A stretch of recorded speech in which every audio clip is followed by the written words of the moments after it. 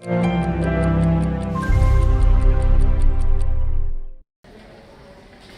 a sign that inflation-wary consumers have less money to spend, Amazon forecast a slowdown in sales growth for the holiday season. Shares of the world's biggest online retailer fell 14% in after-hours trade. For months, Amazon has fought against a troubled economy. And on Thursday, in a call with reporters, Amazon CFO Brian Olsavsky said the company was bracing for slower economic growth. Olsavsky said, quote, "We are seeing signs all around that, again, people's budgets are tight, inflation is still high, energy costs are an additional layer on top of that caused by other issues." He said that while Amazon would continue to fund earlier stage businesses like its lucrative cloud computing and advertising divisions, it would question cost elsewhere and proceed carefully on hiring. Amazon forecast net sales of between $140 billion and $148 billion, or growth as little as 2% from a year earlier. Analysts were expecting $155 billion. Amazon is not alone.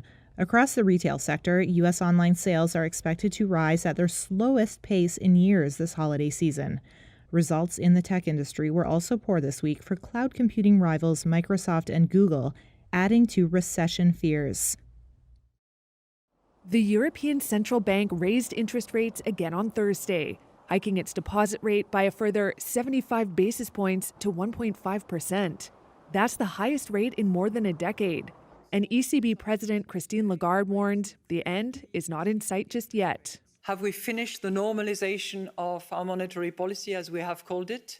No. There is still ground to cover. The ECB also signaled it was keen to shrink its bloated €8.8 trillion balance sheet, adding that substantial progress had been made in fighting off a historic surge in inflation. The central bank for the 19 countries that use the euro is worried that rapid price growth is becoming entrenched. It's been raising borrowing costs at the fastest pace on record. Investors now see rates peaking at around 2.6% next year, below previous expectations for close to 3%. The euro and bond yields dropped on the news while bank shares rose. In Berlin, the German finance minister applauded the move.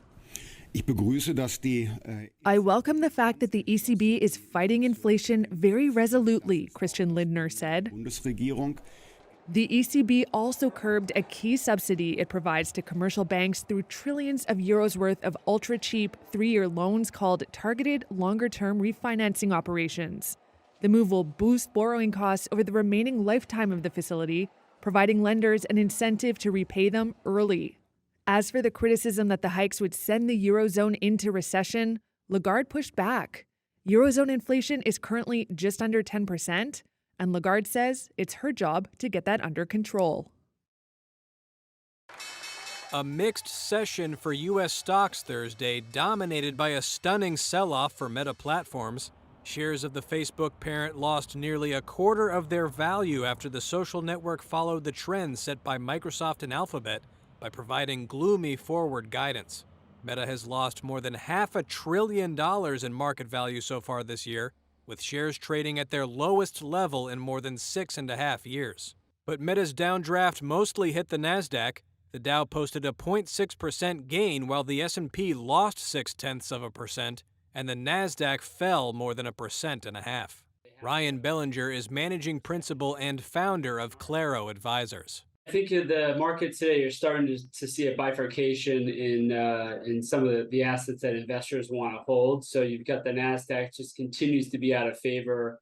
The earnings release from Meta was poor, and I think that's going to cycle through also with Google. And I think investors now are looking at the alternatives, dividend-paying stocks, companies that have good cash flows and higher quality, perhaps. And I think those are the type of companies that investors kind of want to hang out in while we get through this recession that everyone seems to be talking about. That seems to be coming pretty soon. But that expected recession is not here yet. A third-quarter GDP report out Thursday showed the U.S. economy returned to growth after 2 straight negative quarters. Other movers Thursday included heavy equipment maker Caterpillar, which reported better-than-expected quarterly profits, sending its shares higher. Fellow Dow component McDonald's also advanced after the fast food chain beat quarterly same-store sales estimates. But the tech rout could extend into Friday. After the close, Apple and Amazon both reported earnings. Amazon forecast a profit slump during the holiday quarter, sending shares down more than 20% in extended trading. Apple reported revenue and profit that topped Wall Street targets, but said iPhone sales were not as strong as some analysts had expected. Shares also fell. Health officials are growing worried about a so-called triple-demic, an onslaught of respiratory illnesses that has many medical experts concerned for the upcoming winter season. The culprits? A surge in cases of respiratory syncytial virus, or RSV, combined with an increase in COVID in an earlier than normal flu season. Those mostly impacted by RSV are infants under the age of 5 and adults over the age of 65. And emergency rooms are already feeling the impact of an earlier than normal surge, according to Dr. Peter Hotez. Pediatric emergency rooms are getting flooded with patients, kids with RSV. You usually don't see it in the fall, usually as we get closer to the winter, but it's happening earlier this year, possibly because kids have not been in contact with one another for a couple of years because of social distancing or masks.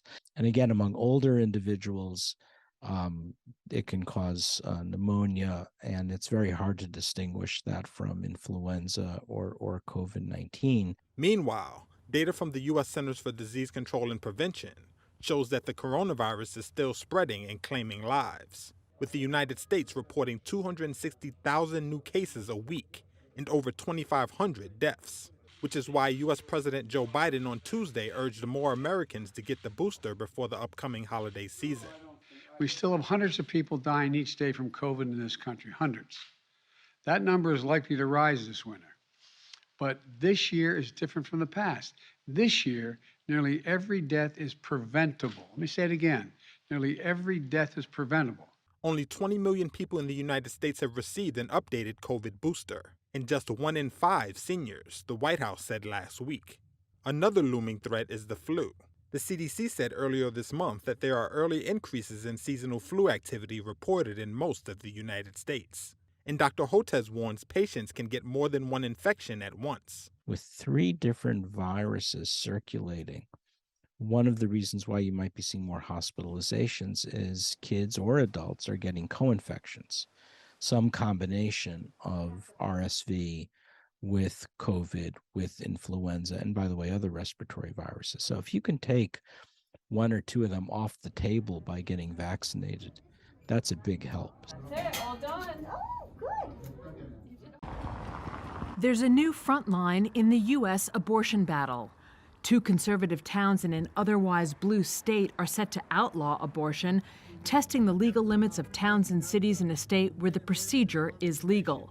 Y'all are on the way to becoming the first city in New Mexico that's a sanctuary for unborn children. The towns are Clovis and Hobbs, on the remote plains of New Mexico, neither of which actually has an abortion clinic.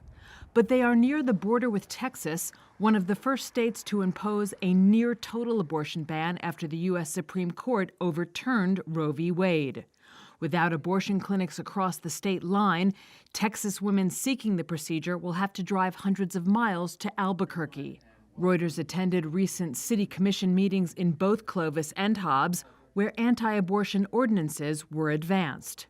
The town-level strategy is in part the brainchild of Mark Lee Dixon, a Texas pastor who founded the Sanctuary Cities for the Unborn movement in 2019.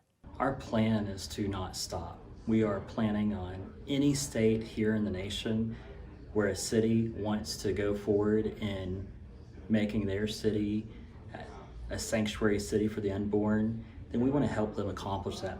Many states are in danger of facing, similar situations.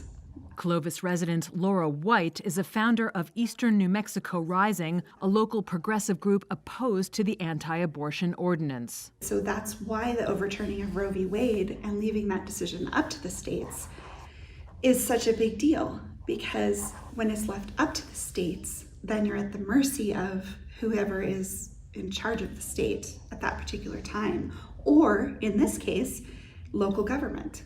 Clovis and Hobbs are likely to face legal challenges, but similar measures have survived lawsuits in Texas.